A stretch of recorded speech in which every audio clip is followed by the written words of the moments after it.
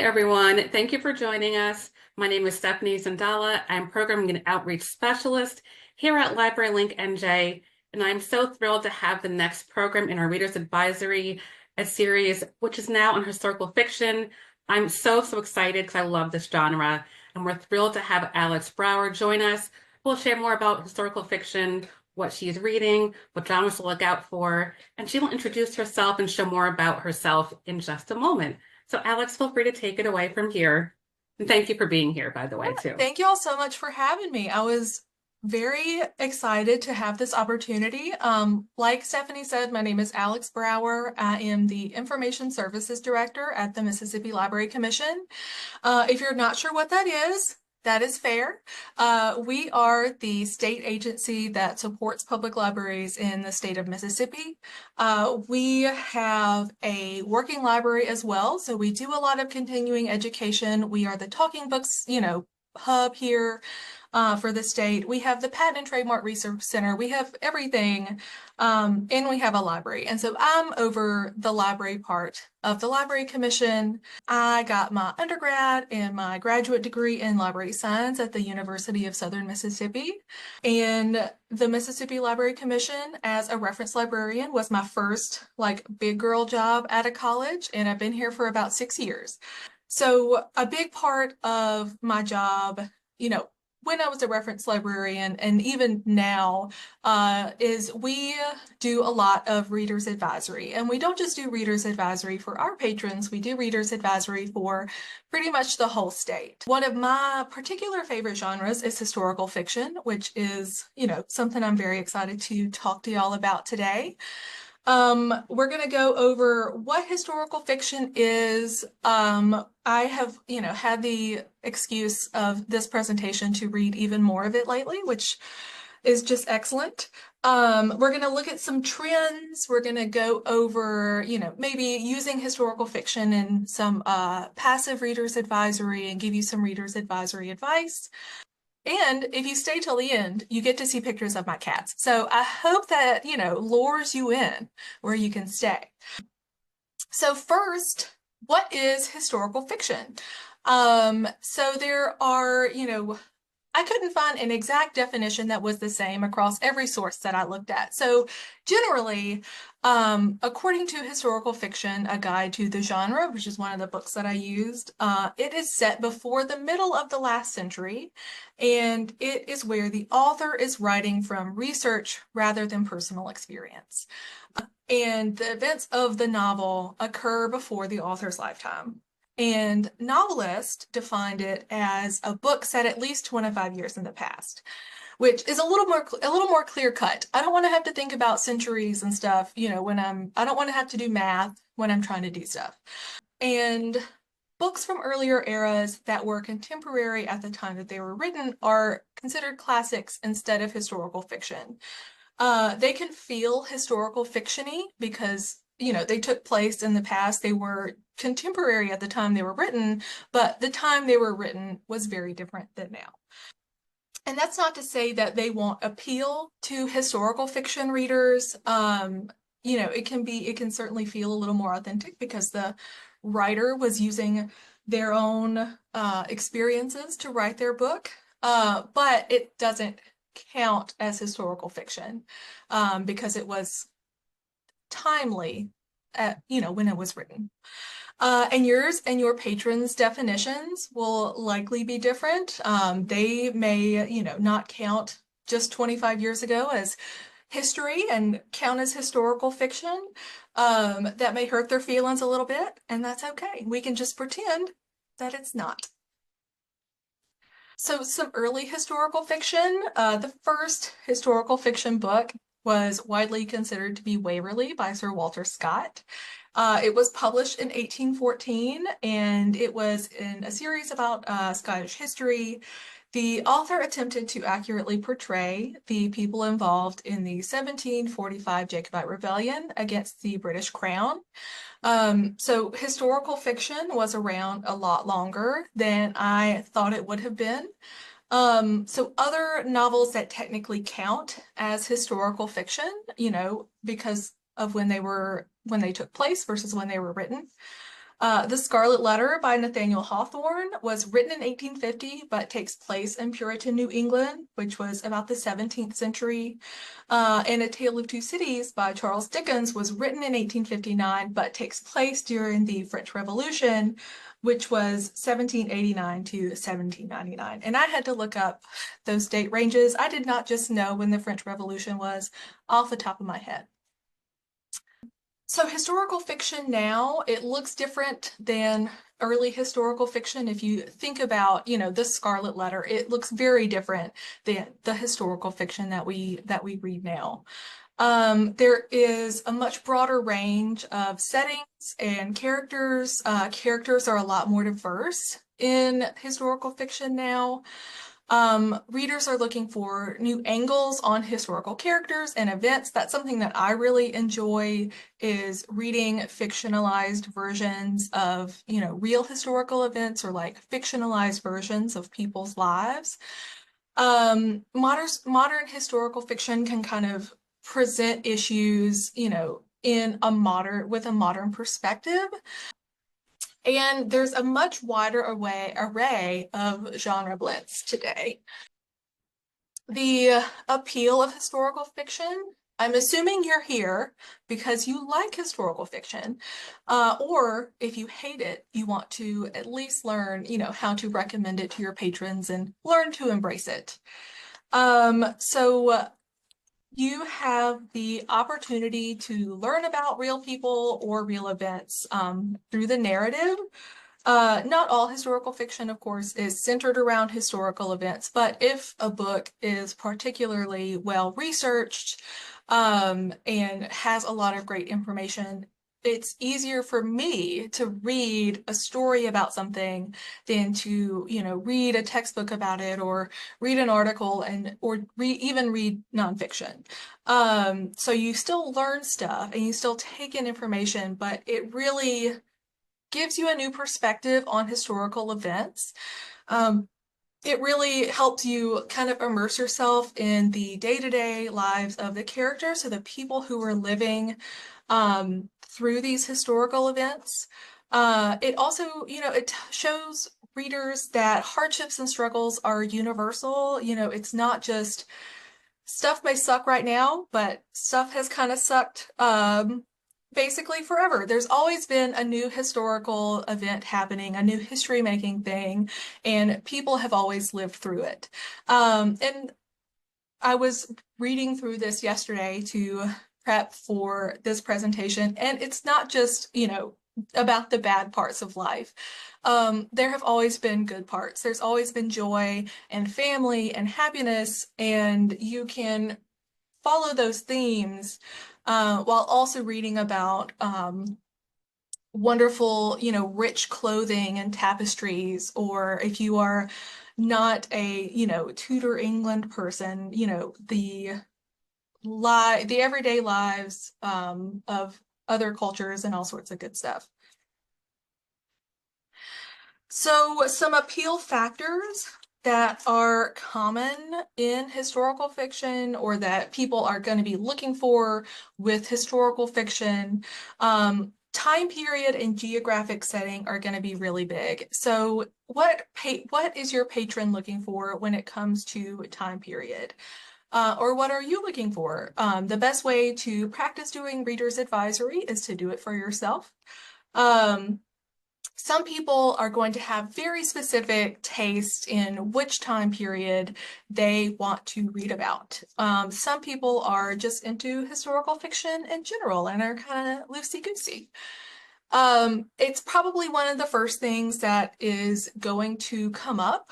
And if you need help finding suggestions, Novelist has a books by time period tool that you can use, which is really great. And I'm going to show you what that looks like in just a second.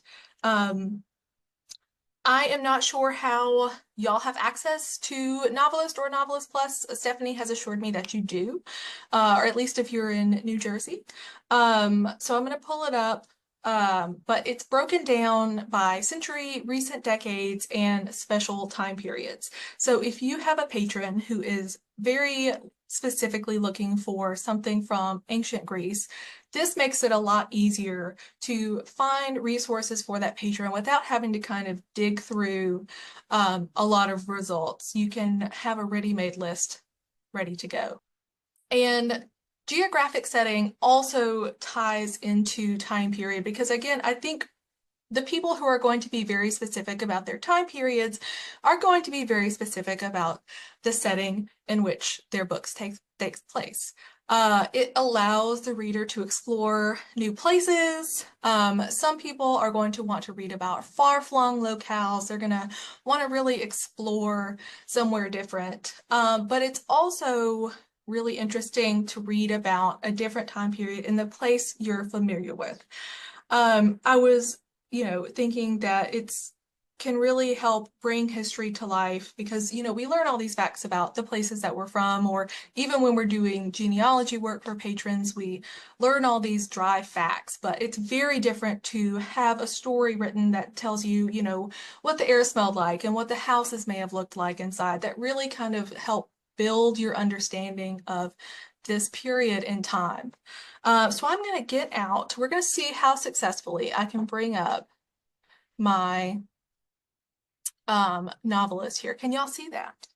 I might need somebody to unmute and say that you can see it because I do not have the chat pulled up. Yes, everything looks great. Yes. Okay. Excellent. So this is Novelist Plus, and luckily it's very easy to get to that books by time period tool that I was talking about. You just go up here to the top to the search bar and you type in time period, and it comes up, and it's this Reader's Advisory Books by Time Period tool. You'll click on that, and this is what the page looks like. So like I said, you can search by century, you can also search by recent decade, and then they have these special time periods. Because as cool as it would be to be familiar with all periods of history, off the top of our heads, I think that's a lot to ask. And, your patron may be looking for something totally different than what you like to read. So this is a good resource. And if you do click in, like if you clicked into the 1950s, it looks the same as your regular novelist results list. And you can then, continue to narrow it down using this Refine Results tab over here on the left. So that's just something to keep in your pocket. And we're going to go back to this. And I'm going to see if I can... Yes, okay. I always started over from the beginning. So this way I don't have to click through super fast, which is great. So subject and theme. The subject in historical fiction is usually going to be tied to major historical events, from a certain time period. So wars, natural disasters, notable, big events from that time period, but not always. It may just take place in the past, but not necessarily be about one of those big things. Some common themes in historical fiction are, coming of age. It's always a struggle, no matter what time you're in. Everybody always has big feelings. Inspired by real events. So again, those fictionalized retellings or focusing on like a regular person who's living during this big historical event. Life and love during wartime, I think, are always popular. I know we have a lot of people who come in who are just very into their like World War II romances where like all they do is hold hands and pine after each other. So those are some common themes in historical fiction. A couple of other of the appeal factors are the amount and type of historical fiction. So there's going to be different levels of historical detail. Sometimes the background is just lightly sketched. Often, there are also these more lushly described books that really talk about like the rooms and like the curtains or the rugs and the clothes. Or, it just, the setting will be like a background character where it's not as richly described. I particularly like, and I have found it common with other historical fiction readers, that you enjoy the more descriptive works because, you know, you kind of feel like you're learning something, and it's different than what you experience every day. But I really like reading about like the customs, the fashion. I'm reading or I'm listening to The Other Boleyn Girl right now, and oh my gosh, listening to them like describe the clothes and the food and riding by the river is just, I wish I could ride by the river on a regular day. Unfortunately, I lack a horse and a river to ride by, but it would be really cool. Um, but I'm not always looking for, and I think other readers, you know, may not always be looking for exact references to dates and events. You know, that's kind of what nonfiction is for. So you're more here for the story, um, than the facts. And there's also the level of realism. There's definitely some historical fiction that glosses over the unsavory realities of the past, really presenting a romanticized version of history. Those good old days that never really were, you know? And other readers prefer a grittier, more realistic portrayal. This is what I prefer. I know that people did not take baths, you know, in the past, and I do not want to read about people who smell clean all the time and everybody looks perfect all the time when I know you didn't wash your hair for 2 weeks. I like a little bit more realism in my historical fiction.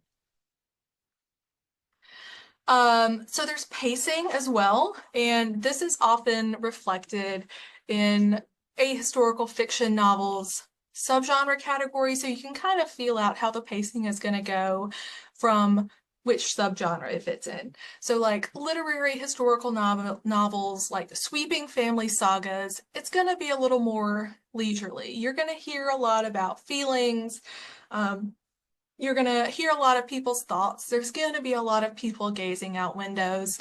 So there's not going to be quite as much action. Fast-paced books like military adventures, you know, they're going to kind of get it going pretty fast. And then there's the intensifying pace. So historical mysteries, where it may start off a little bit slow, where you get to know the characters, get to know the setting, and then you know, come to the climax where things really pick up and you can't put that book down. That's going to have an intensifying pace. So another appeal factor is going to be the author, and this is a really excellent tool to have at your disposal, because it tells you a lot about the author's style. And again, some people are going to be very loyal to a certain author and their style.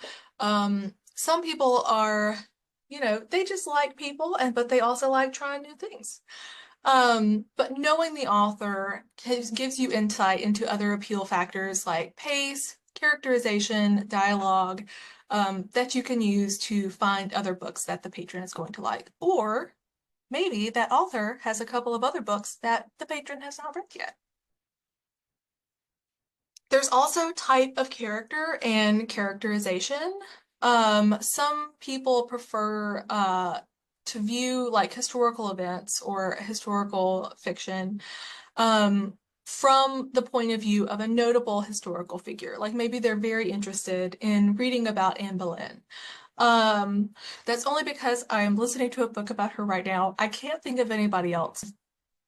But you may also be looking for, you know, kind of an everyday person, a fictionalized version of history from someone who never really existed. You may be really into royalty or nobility, pirates, merchants, soldiers. They may be looking for a certain type of character.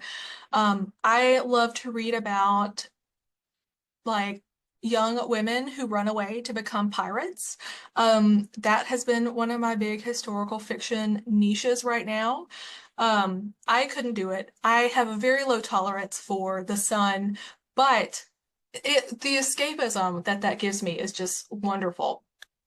And then there's also characterization. So how the characters are developed and portrayed. Are they fully developed people? Are they easily recognized types? You know, do you want to really feel like you're getting to know the person? Or are you or your patrons kind of looking for something a little bit lighter? You know, there's just like that royal prince who's going to come through and save the main character. And well-rounded characters, you know, are going to be multi-dimensional. And then something else to look at is whether the book focuses on one character, do multiple characters intertwine? Is it one of those like parallel narratives where there are, you know, two main characters? So again, something else to keep in mind. And there is dialogue. So this is the conversational exchange that happens between characters. This is what can really immerse someone into historical fiction. But it's also, it depends on preference. A lot of this really depends on preference, because if dialogue is too authentic, and takes place from, you know, in a time where they spoke really differently than how we do today and how we read, it may make the text less approachable. I'm thinking especially for younger readers who are still, you know, figuring reading out. If it's too authentic or contains a lot of, you know, snippets in a foreign language that they might not understand, it can kind of be a little less approachable. But you may also love that. They may be exactly your kind of thing. But modern language will likely, you know, make it harder for you to completely immerse yourself in the time and place that the book is supposed to be written from. And then there is style. So this is how the world of the story is evoked through writing and language, and how the setting is depicted. And kind of, I was reading a book about historical fiction, and these adjectives are from a while ago. They're from 2009 and 2010, but to me, it really helps me kind of connect the style with books that I have read. So some commonly used adjectives that were used in reviews of historical fiction were like richly textured, lyrical, colorfully reflective, high drama, or raw and gritty. And so all of these different styles are how you as the, you know, it's how the book feels. It's about the vibes, really, is what we're trying to get to, is what kind of vibes, what kind of feelings your person is looking for, or you are looking for in your book. We have or we had a book club, and they would tease me for just being no details, just vibes, because I can really tell you how a book made me feel. I can't always tell you all the details or the main character or any of that, but I can definitely tell you what it felt like. Some subgenres in historical fiction. I think it's pretty easy to just think of historical fiction subgenres in terms of the time where they took place, or like the subject that they're about, like the major event. But I think that leaves out important appeal factors like language, pacing, and dialogue. So think beyond that. Think about these appeal factors, you know, as well as the subject or the time frame, because the time frame is likely going to be one of the things that appeals. But because historical fiction is just fiction that takes place, you know, 25 years ago, it can pretty much be any subgenre. It can be blended with just about everything, which is great, because that means if you like a certain other type of book and you just haven't tried it written in the past, maybe you should try that and see. But some big ones, there's like historical fantasy, romance, mystery, horror, and then those parallel narratives books, which I really like. I recently read The Lost Apothecary, which I think has been out for a while, but I read it and I really enjoyed it. And I apologize for hitting my desk with my knee. I'm a hand talker, and it often, you know, spreads out to the rest of me, so I apologize. So some trends that I have noticed in historical fiction, as I'm going through doing my collection development and all that good stuff. And just, seeing what other people have posted about books. Um, there's Regency era-ish, or like British. It's not just Bridgerton. I, think that definitely kicked off this trend. But there's like mysteries, there are those ladies' guides to whatever books, there's romance, there's like societies of like lady detectives. Um, the dialogue tends to be really banter-filled and funny and quick. There's a trend of like pastel illustrated covers where a lady in period costume is like turning away from the camera. I can see at least 10 books in my head that fit that exact description. There's a lot of like marriages of convenience or mistaken identities. A lot of vivid descriptions of like leisure activities. Usually these kind of books are people kind of in the higher society who have, again, they can do little horse rides by the river or play croquet or drink tea all day long, which sounds delightful.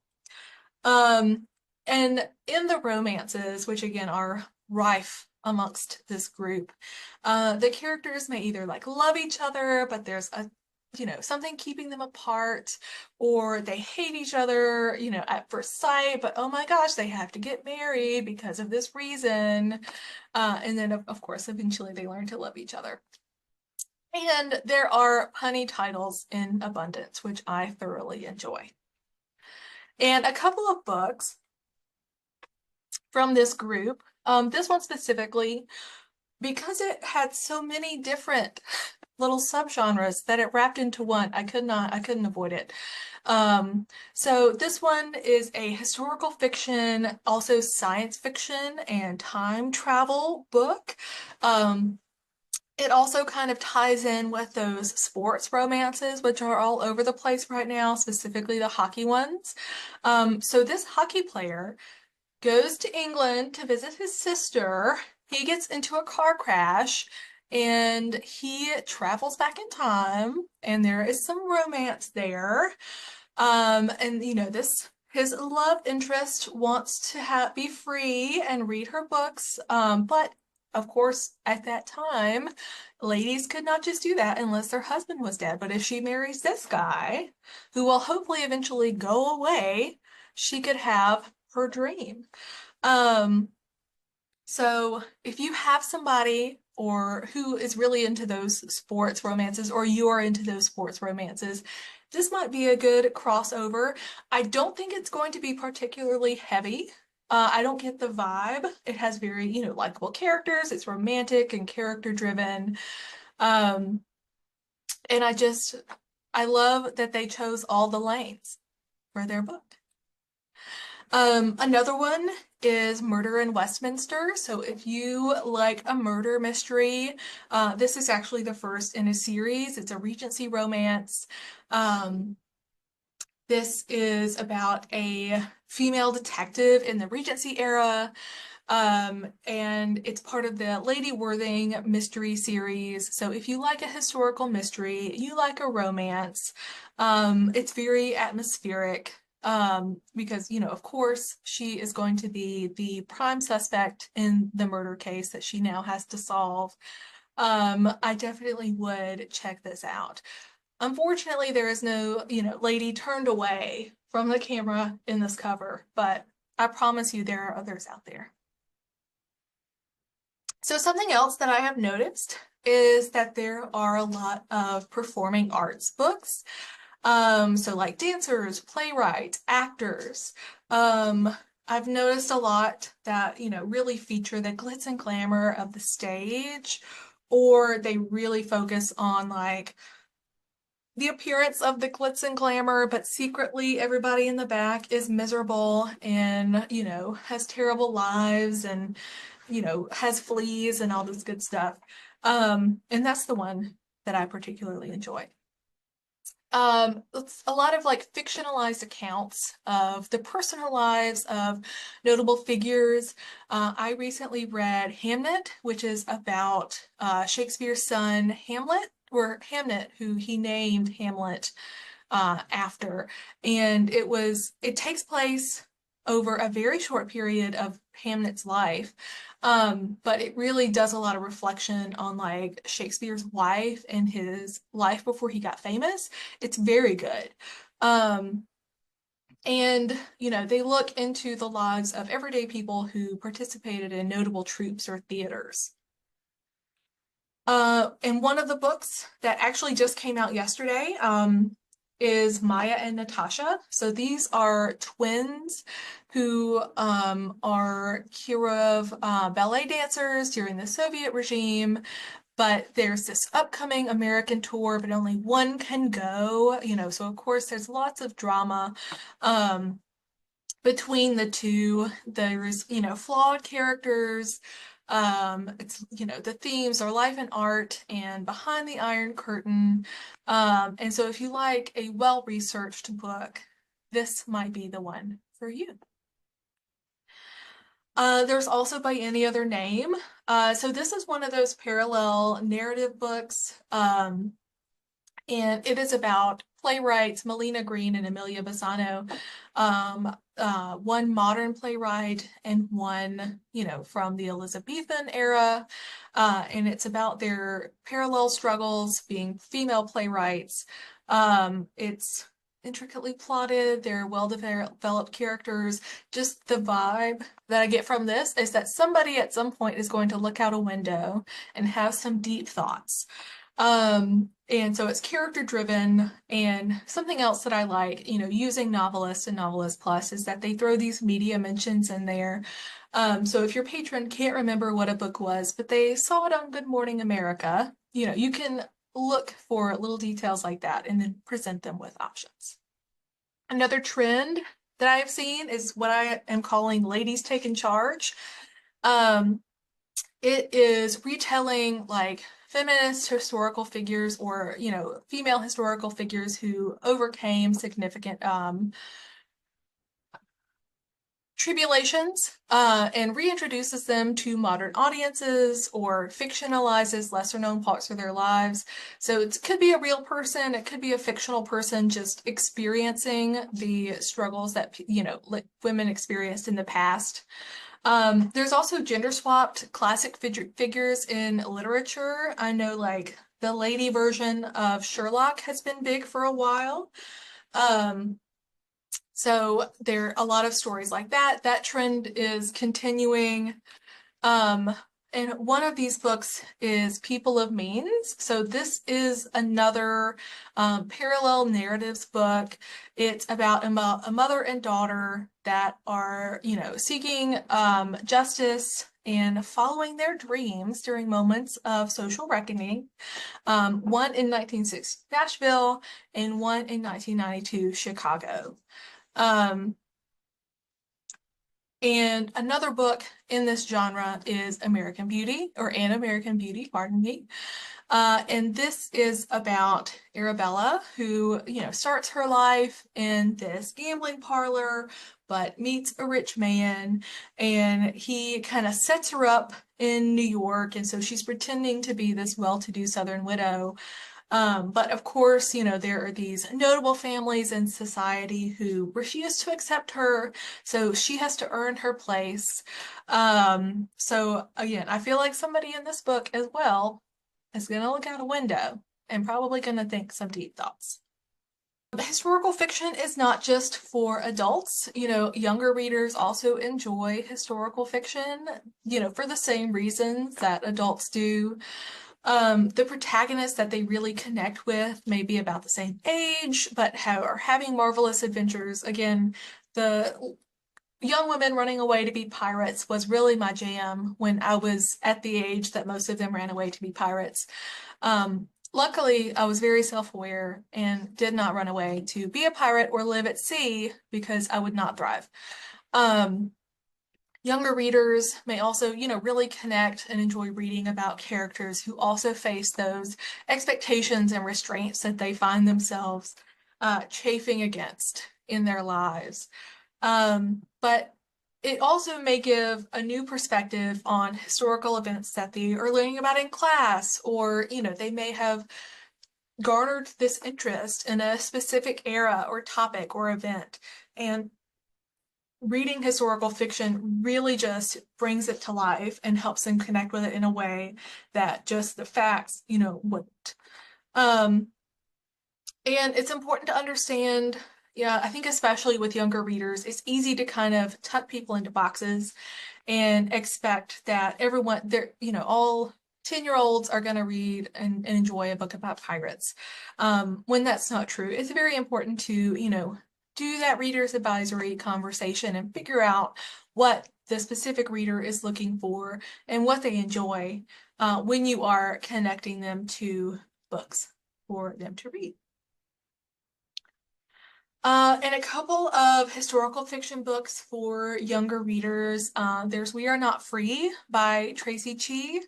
And this takes place in Japantown, San Francisco, and it's second generation Japanese American teens who are incarcerated during World War II. And this, it has a large cast of characters, and the storyline is unconventional. There are a lot of different people who are helping tell this story.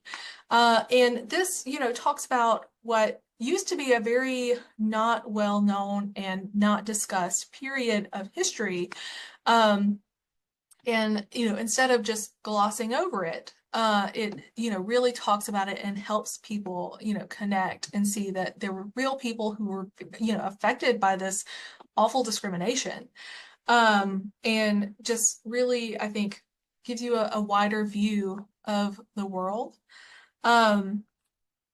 And there's also The Davenports. So this is actually based on a real life story of C.R. Patterson and his family. It was one of the few, Black families who were immensely wealthy, and it follows four young women, as they, again, look, they're taking charge of their lives and their love. And so this is actually a series now. It's listed as a debut title, but there are, I think, 2 or 3 books in this series. And it's again told from multiple perspectives. There are well-developed characters. And I had to Google who Regan Reverd was. She is an actress on Young Sheldon. So if you have some Young Sheldon fans, this might be your in because she recommends this book. So now I want to kind of talk about connecting readers to historical fiction. Assisting, to assist your patrons find new books, you have to have that reader's advisory conversation. It used to be an interview, and you may still think of it as an interview, but I prefer to think of it as a conversation. It kind of takes the pressure off. Because you're just talking to your patrons about, books that they enjoy, books that you enjoy, and, helping them find something else to read. And so some semantics, I've read this in a couple of articles, and we have actually changed some of our language that we use in Reader's Advisory. Using the word suggest instead of the word recommend can make it, again, kind of take the pressure off of your patron. If you are suggesting something, it feels a little like there's a little less pressure for them to take it if they aren't necessarily interested, versus recommending, it makes it seem like, hey, you're actually, you're really going to like this. You really have to take it. I recommend you check this book out. So suggesting is just a little more casual, takes a little bit of the pressure off.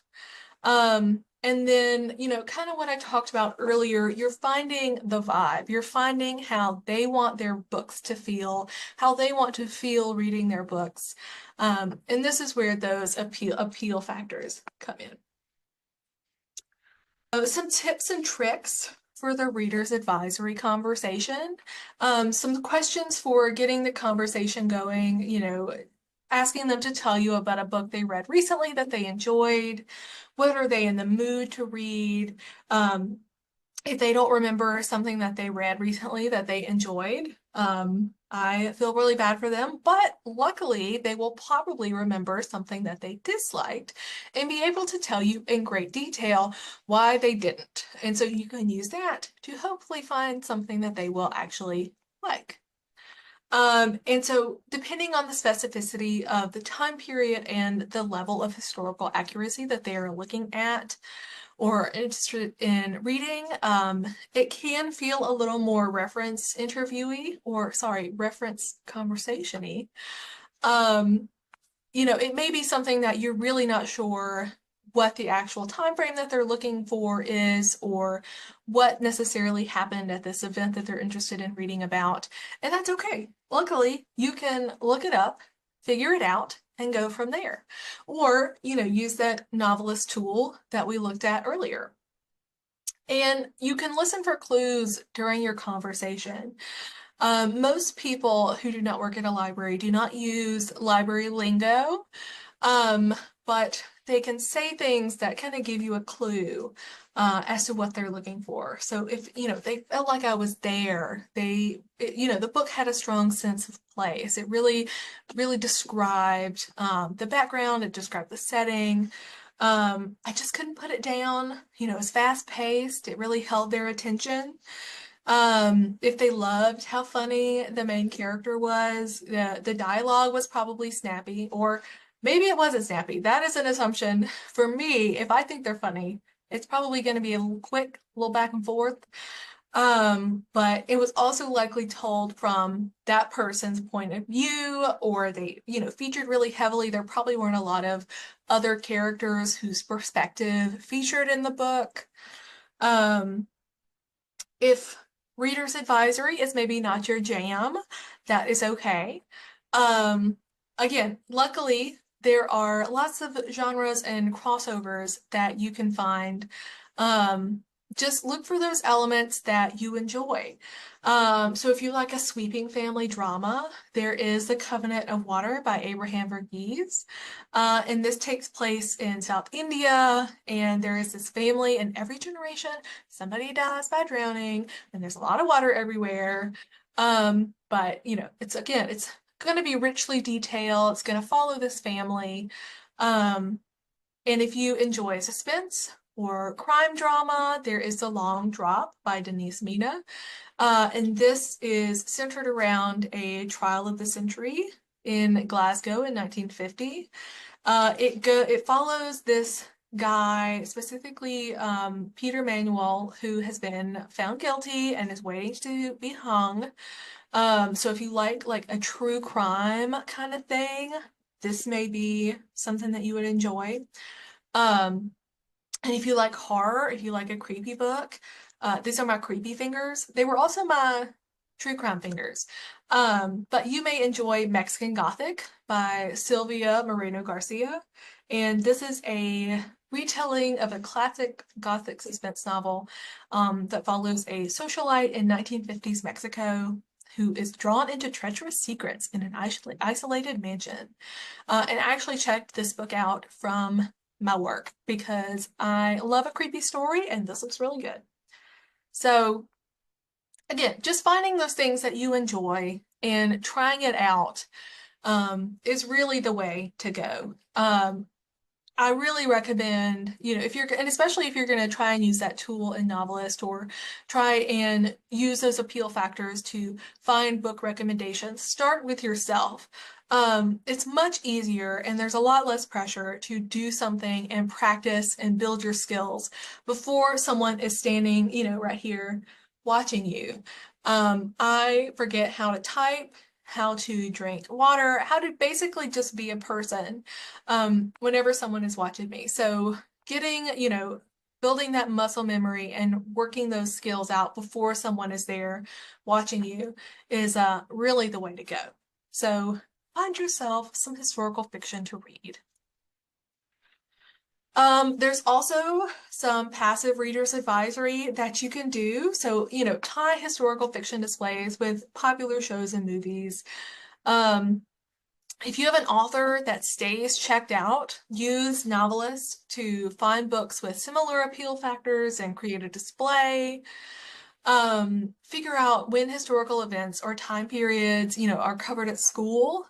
Even if your young people are not coming in and reading those books, their parents hearing about, that project may, it may pique their interest. They may want to read a little bit, a story about something that their student is learning at school. Um, I am also kind of bragging, but because this was my idea and it actually turned out really well. But use those trophy covers to your advantage. You can do something fun with like your social media. We made a fake book cover and we had all these other just like ladies in red who were looking away from the camera, and we made our own fake one and we posted it. And I know we only have like 24 likes and 8 comments, but we don't have a huge social media following. But the reason that this was really cool was the author, I think it was Gabriella Saab, she commented and was very excited that we used her book. I'm also interested to see if y'all can guess which one of those covers is the fake one. So we'll see. Stephanie has to let me know if anybody guesses. Um, Spoiler alert. No, I'm not going to spoil it. I'm going to see what y'all's guesses are, and we can always go back and look at it. But it was fun. It was easy. You can also use this for a display. So if you notice a lot of those people like staring off into the sunset, or one of them that we also thought about doing was like a person with a suitcase, like walking off just down a road somewhere. So you can build those displays or those social media posts or whatever, kind of using those tropes to your advantage. Some additional resources. These are the books that I read. Novelist and Novelist Plus are always your friends. And the difference, if you aren't really sure what the difference is, Novelist Plus has nonfiction and audiobooks in addition to fiction. And so you can if you really enjoy a narrator for an audiobook, you can look and see what else they've narrated. Just the best reader's advisory tools. But if you don't have access or you don't want to use Novelist for whatever reason, there is What Should I Read Next? That's a free online website. You type in the name of a book and it recommends books for you. There's also Fantastic Fiction. It lists books in chronological order by author, and it can also recommend titles by genre. It has both a historical and historical mystery section. And I think that is it. Did any questions come up? Did anyone guess? Is everyone, on the edge of their seat wondering what the fake book cover was? I feel like it's easy to guess, but We did have a few guesses. Kristen says, was it the top right? no. I have tricked one person. Okay. And Rosemary suggests Daughter from Nowhere. So Rosemary does win. Rosemary wins. That is me with an umbrella and an old suitcase that somebody brought to work. And we took a picture and we used Canva to create that. I actually still have my cape is behind me on my coat rack. But it was a lot of fun to make. And I'm just delighted that I tricked somebody. It was really fun. So are there any other questions? I'm sorry, I'm derailing this with my silliness. No, I guessed wrong too, so that was a really fun game. But if anyone does have any questions for Alex, you're welcome to either put them in a chat or unmute yourself and ask any questions. That was a wonderful presentation, Alex. It was so fun. I learned so much about the genre, which I still love and just didn't know that much about, actually. It is the best. Look, there's so much stuff. I also didn't realize how little I knew until I started looking into it. Well, while people are formulating questions, I promised cat pictures, so I'm going to go ahead and bring those up. So I will introduce them. I do have 4 cats. It's too many. It's officially too many. To the left, we have Mr. Max. We have Sweet Tedwin in, kind of the middle. Fiona is our other little brown tabby. And then we have Henry, who is in this picture asleep in my little crochet basket. And if anybody has any questions that you don't want to ask in front of everyone, or if you know, come up with something later, or you just want to talk about the vibes of a book, feel free to contact me. I have my contact information here, and I am always free to avoid details and focus on vibes. Yeah, thank you. And thank you for introducing us to your cats, who are so adorable, by the way. You. I am biased, but I do think they're probably the cutest cats in the universe. Henry is really adorable. Oh my And I say gosh. that as someone who loves my torties. Thank you. Henry's a really adorable cat. He is the sweetest one. He's the only one that I've had from a kitten. And so he basically just lets me do whatever. Like I can carry him around like a baby. The other ones I got secondhand. So they are all, you know, they all have some trauma. They have some stuff. They maybe don't let me pick them up. But man, he is just the best. They're all the best. But I love being able to just carry him around, you know, like a little baby. I know, it's so cute. Well, thank you, everyone. And everyone is just saying thank you for a wonderful presentation in the chat. And again, if you have any questions afterwards, please feel free to reach out to Alex. I'm going to put her information in a follow-up email. So again, no silly questions. You're always welcome to reach out, talk about what you're reading, what you're looking forward to, talk about your cats. And we're always happy to have you. I'm always taking cat conversation. Always. Yes. Well, thank you again, Alex. It was so lovely to have you. Thank y'all so much.